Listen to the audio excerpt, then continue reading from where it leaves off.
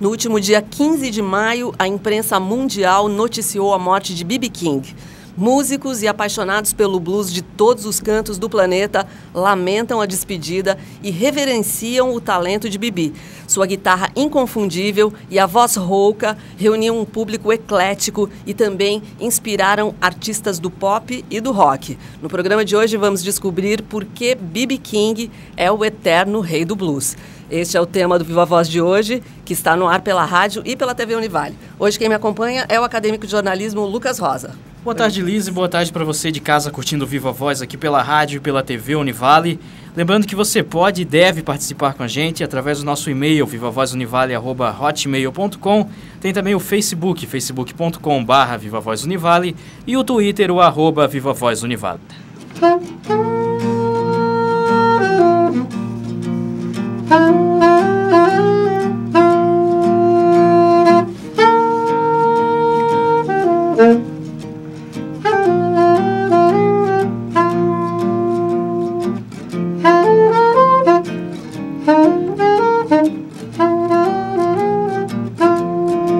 Muito bom.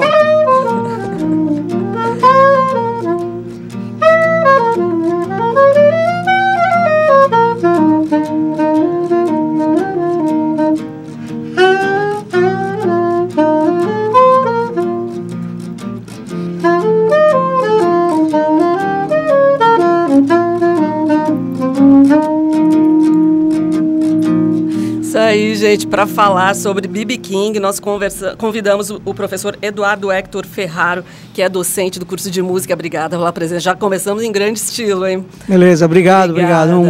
De novo, um prazer estar com vocês aqui nesse programa. Legal. Quem veio também é o Caetano Vidal, guitarrista, também egresso aqui do curso de música, né, Caetano? Isso aí, boa tarde a todos. Muito bom. Gente, foram 67 anos de carreira dedicados ao blues, né? Qual foi a contribuição, em termos gerais, do B.B. King para a música mundial? Como é que você vê isso, professor? Olha, é realmente uma contribuição impressionante, né? Porque a carreira, a vida do B.B. King é um exemplo, talvez, de simplicidade, de estar aí nos palcos com todo mundo, um músico que transcendeu além do blues, né? E assim, ele influenciou uma série de artistas que são do pop, que são os próprios bluseiros, que são roqueiros. Então, eu acho que assim, a contribuição dele, inclusive a estilística, né? A questão da guitarra dele, da própria voz, do estilo dele, né? Como artista de blues, né? Então, para mim, é uma contribuição enorme, né?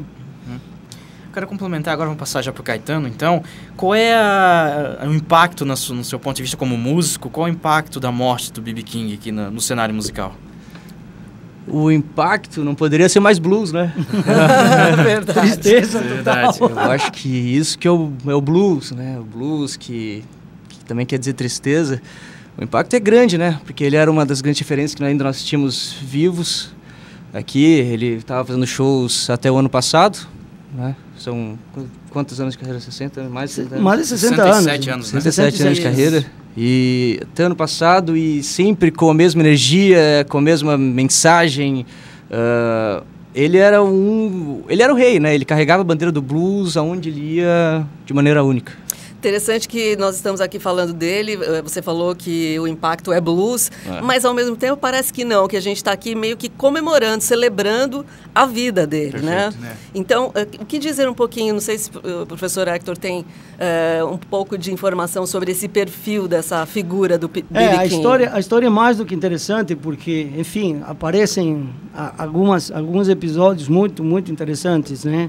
Eu acho que assim, se tivesse que resumir de um passado, digamos, de um crescimento grande, uma criança que sai de uma plantação de algodão, com toda essa carga, né, todo esse peso que tem a africanidade nos Estados Unidos, aí ele passa momentos bastante difíceis, né, com a morte da mãe, é criado pela avó, aí depois ele entra numa igreja onde começa a trilhar a parte musical, e aí conhece o primo, que vai começar a trazê-lo para a música, a dar a primeira guitarra para ele. E aí, daí é mais, já como um adolescente, ele começa a tocar em bandas, né? Assim que eu acho que ele é um exemplo, até pela trajetória dele, nessa ideia de simplicidade, de humildade, que eu acho que ele teve até os últimos dias. Todo mundo conta isso, todo mundo tem alguma coisa a dizer sobre isso. Acho que é uma coisa comum. Aquilo permeou praticamente durante a carreira toda dele. Né? E uma coisa de simpatia, Sim, né? totalmente. Isso, eu já vi também a entrevista dele falando que uma vez alguém perguntou para ele o que ele achava, o motivo do blues ser tão triste. E ele perguntou para a pessoa que fez a pergunta, né, se ele já tinha ido a algum show do B.B. King. E ele disse, não, nunca fui. Pois então vá no meu show e tu vai ver que não é só tristeza. E exatamente isso. Recentemente eu adquiri a autobiografia dele, que ele conta a sua própria história. Mostra aí para as nossas câmeras, Caetano. Legal. Que até ele diz, ele fala da passagem dele quando ele entrou para a igreja, né? Porque isso é algo da cultura afrodescendente americana, né? Principalmente na época dele, no início do século XX, do século XXI, que... 20. Errou. Anos 40, né? O que acontecia? Ele ia para a igreja e a música da igreja, do coral, tomava o corpo dele. Era alguma coisa enérgica mesmo, que deixava ele extremamente feliz. Então, e ele relata muito bem isso, que um dos grandes motivos para ele ir na igreja era a música.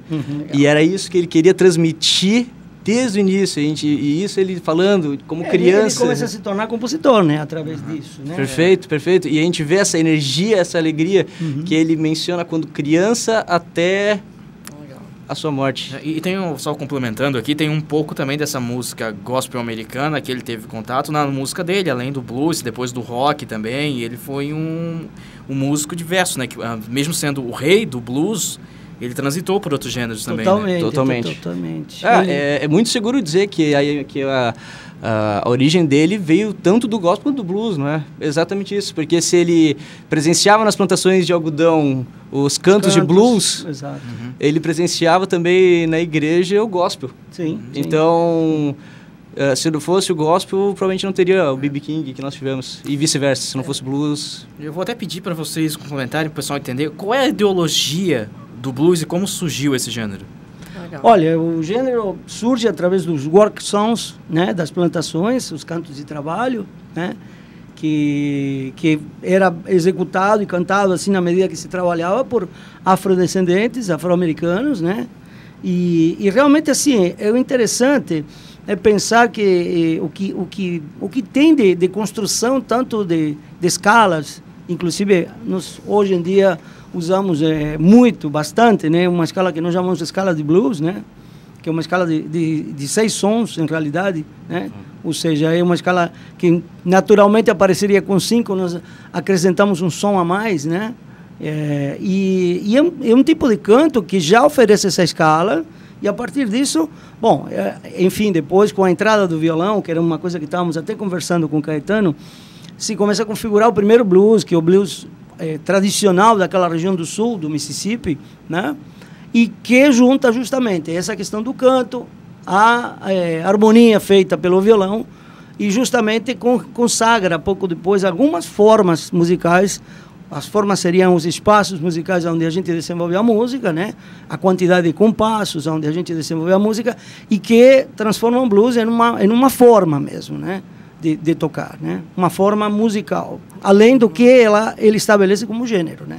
E aí isso acabou invadindo os outros gêneros, o pop e o rock, claro. Sim, acabaram pegando o blues carona, também, né? assim, a gente às vezes fala que tem uma matriz quase que comum com outro gênero muito difundido lá nos Estados Unidos, que é o jazz. Por quê? Porque também dentro do jazz existe uma forma, digamos, esse espaço musical que eu estou falando, essa quantidade de compassos que nós chamamos de forma blues, tocada por jazzistas, né? Então, assim, o blues, ele gera uma série digamos, de estilos e de gêneros também, né?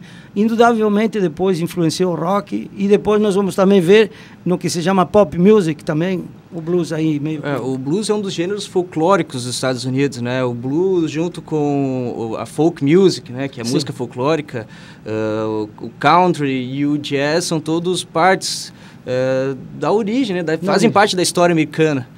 E proveniente depois o rock and roll, né? Depois surf music e tudo isso, então, e o pop. E nós estamos o tempo inteiro sendo influenciados por esse tipo de música, não é? Então, eu acho que essa também é a grande importância. O blues é um gênero muito melódico, né? Algo que muito intuitivo. Apesar da simplicidade, ele tem um caráter melódico que o torna difícil de ser executado originalmente, vamos chamar assim. Então, é único, assim, é um gênero como qualquer outro único. Como é a opinião de vocês a respeito assim, desse ponto, que o B.B. King ele foi, ele, entre outros também, grandes cantores de blues, você acha que essa forte carreira dos músicos de blues ajudou a diminuir o preconceito com a cultura afrodescendente americana? Totalmente. Eu acho que sim, porque a história, já que a gente está falando um pouquinho de história dele, quando a gente lê um pouco a biografia dele, percebe que até os anos 70, ele praticamente era ouvido só por negros. Aí vai ter uma transformação, na medida que ele consagra uma série de músicas, ele começa a entrar em um outro mercado. E entrando nesse outro mercado, começa a ser ouvido pelos brancos nos Estados Unidos. Nós sabemos que lá o racismo é uma coisa bastante séria, né? E, inevitavelmente, até os anos 70, ele era um artista que era artista de negros, como muitos outros, como alguns jazzistas foram até os anos 40 e depois se transformou a partir dos 50. O jazz começou também a ser um jazz de brancos. E eu acho que, assim, no caso dele, foi a partir dos anos 70, onde ele colocou uma série de músicas, porque Estados Unidos também tem essa ideia de uma série digamos, de rankings, onde o que vai acontecer? Na medida que a gente coloca algum êxito, algum hit nesses rankings, passa a ser parte de uma série de outros públicos. Então, para ele aconteceu um pouco essa história, né? Legal. Eu acho que talvez, me corrija se eu estiver errada, seja esse o momento de encontro dele com o Eric Clapton, e que inclusive o Eric, vocês devem ter visto, até publicou agora um vídeo no Facebook, lamentando a morte do Bibi e contando da importância dele na carreira do próprio Eric e tal. Mas a gente vai fazer um intervalo, mas pensamos em deixar esse finzinho de bloco. Eu sei que vocês trouxeram algumas músicas para exemplificar um pouco. O que a gente vai ouvir agora? Podemos mostrar uma outra levada de blues que Caetano vai fazer no violão, que é uma levada que a gente chama de Texas. É uma levada que seria o toque no violão. Eu vou improvisar algumas notas. E o blues, como tem muitas origens, né, tem origem no Mississippi, essa levada é um pouco mais característica do estado do Texas. Então vamos conhecer um pouquinho mais. Legal.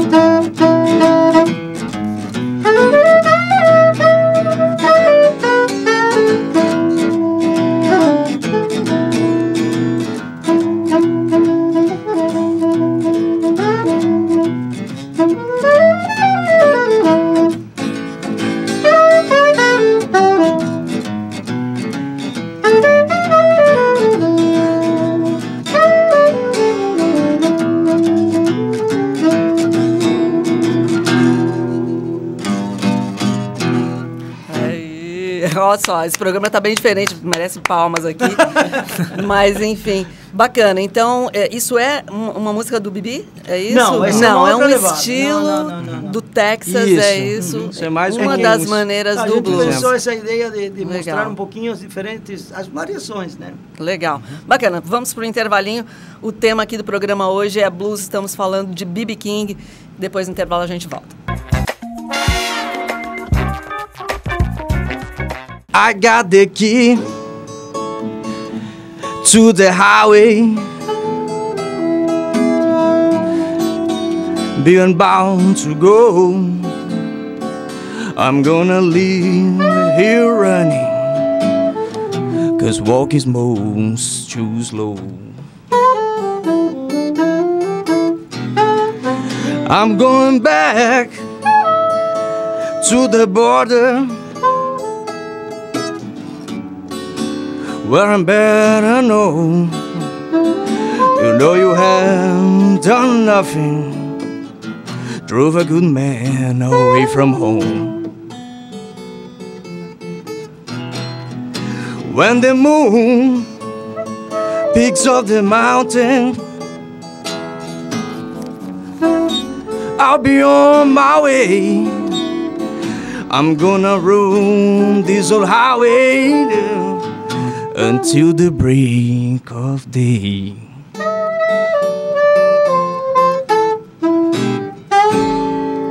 Isso aí, minha gente. Hoje o programa tá musical. A gente está ouvindo aqui o professor Eduardo Hector Ferraro e também o guitarrista Caetano Vidal, que estão aqui dando uma aula de blues pra gente. O que vocês tocaram agora aí, Essa pessoal? música chamada é Key to the Highway. É uma música também muito regravada. O blues tem bastante disso. Vários artistas tocam várias versões diferentes de uma música, e essa é uma música também bem tradicional, foi regravado por Eric Clapton, por Freddie King e tantos outros. É um blues característico do Mississippi. Certo. Esse blues, inclusive, é um blues que não tem a mesma forma Não. que os blues tradicionais de 12 compassos. Ah. É um blues de 8, né? Isso, esse é um blues de 8, um pouco diferente. A partir que o blues teve a sua raiz mesmo, a gente pode chamar assim, nos 12 compassos, na forma de 12 compassos. E a partir daí passou a ter diversas variações dadas pelo estado onde era tocado. Por exemplo, antes a gente tocou um do Texas. Em Chicago teve outro. Bibi foi para Chicago. Lá ele encontrou um blues elétrico, tocado por Muddy Waters, Howlin' Wolf, Hubert Sumlin. E já tinha toda uma característica diferente. E esse que a gente tocou agora, também ele tem uma característica ainda similar ao original, vamos chamar assim, ao blues do Delta, só que apesar de ter 8 compassos ao invés de 12. Ok, interessante. Deixa eu falar de alguns artistas aí que tocam blues. Eu queria aproveitar, quem teve o seu trabalho influenciado por B.B. King? Cara, Muito, O né? mundo inteiro. todos.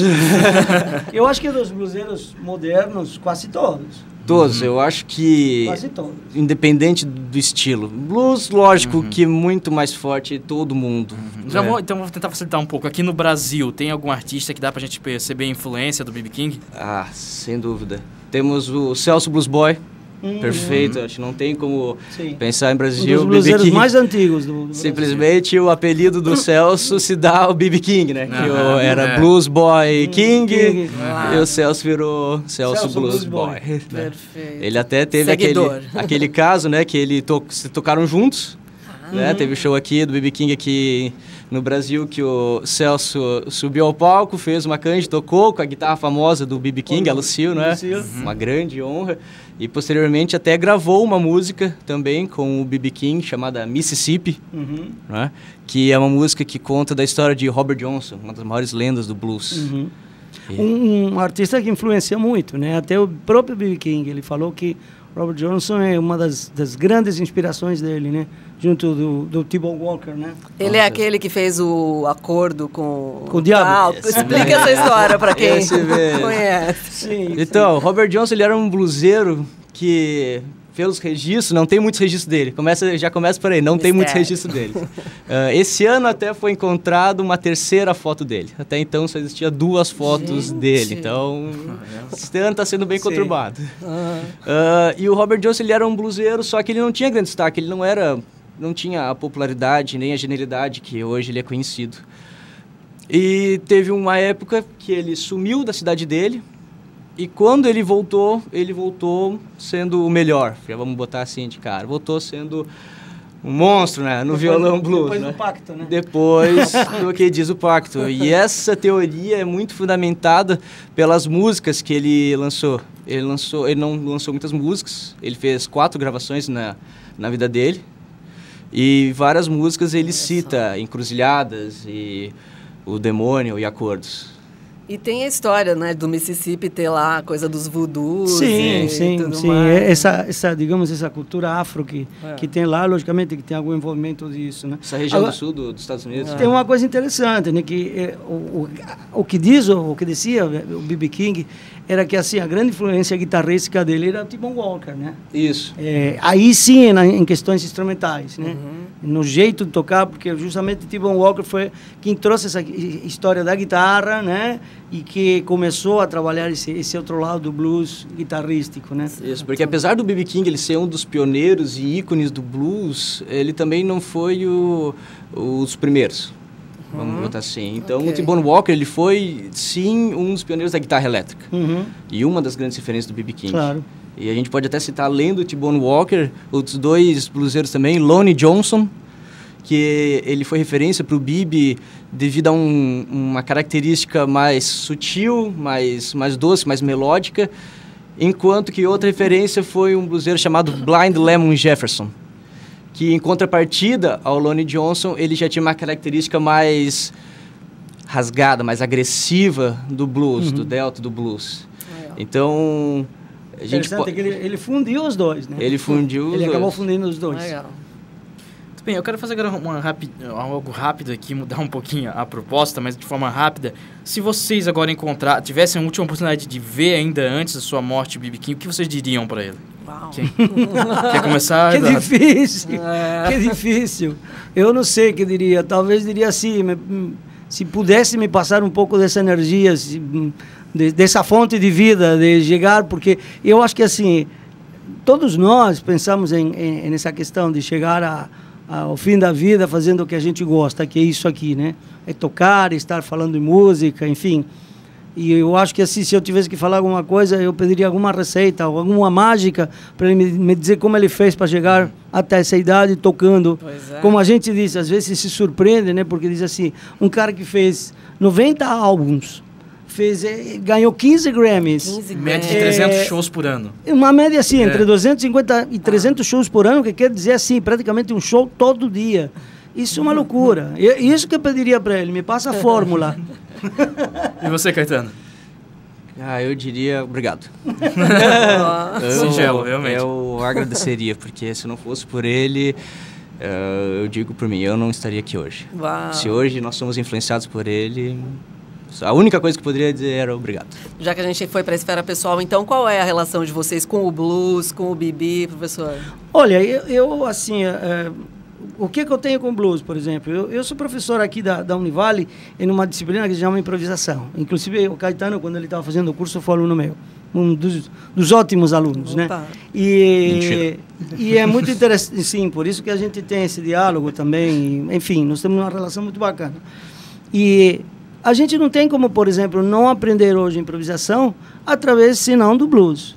É um dos gêneros que a gente usa didaticamente, porque essa é a história, né? A gente tem que passar alguma coisa que seja fácil de aprender, mas, por outro lado, que permita criar um sinfim de coisas. E essa é, talvez, a dualidade que o blues tem. Por um lado, ele é bastante simples de aprender, porque tem poucos acordes, tem uma estrutura fácil de pensar, são esses 12 compassos, mas, por outro lado, abre uma quantidade de fronteiras enormes enquanto à criatividade. Então, a minha relação com o blues também, além de ouvir, né, aprender, a colocar para os alunos, depois de eu ter aprendido tanta coisa sobre o blues, para que eles também aprendam e desenvolvam também. É básico para nós aprendermos a fazer uma série de coisas no dia a dia da música, né? Você, Caetano? Bom, o blues entrou na minha vida... na real, se parar para pensar, não faz muito tempo. Eu entrei na faculdade como mais jovem, como um guitarrista de rock, e daí lá na faculdade eu acabei descobrindo o blues, justamente que nem o professor falou, que é um desses gêneros que é introdutório, tem várias matérias, em vários quesitos, só que eu me apaixonei de uma maneira que eu me dediquei muito mais ao blues do que qualquer outro gênero musical. Agora eu concluí a faculdade, o meu TCC foi sobre blues, o meu recital de formatura foi sobre blues, e hoje eu tenho a minha banda de blues, que a gente toca aqui na região, chamada Preto Vai o Blues. Uau, legal, muito bem. Então é isso. Um apaixonado pelo blues. Gente, olha, já queremos agradecer, a gente conversou com o professor Eduardo Hector Ferraro e conversamos também com o Caetano Vidal, guitarrista, mas cantor também agora aqui, né? Obrigada. Eu vou deixar vocês fecharem com um bom blues pra gente homenagear o nosso querido B.B. King. O que vai ser? Vamos tocar um blues jazz agora, né? Pra fechar toda essa linha, essa corrente. Vamos lá, pode ser? Vamos. 1, 2, 3,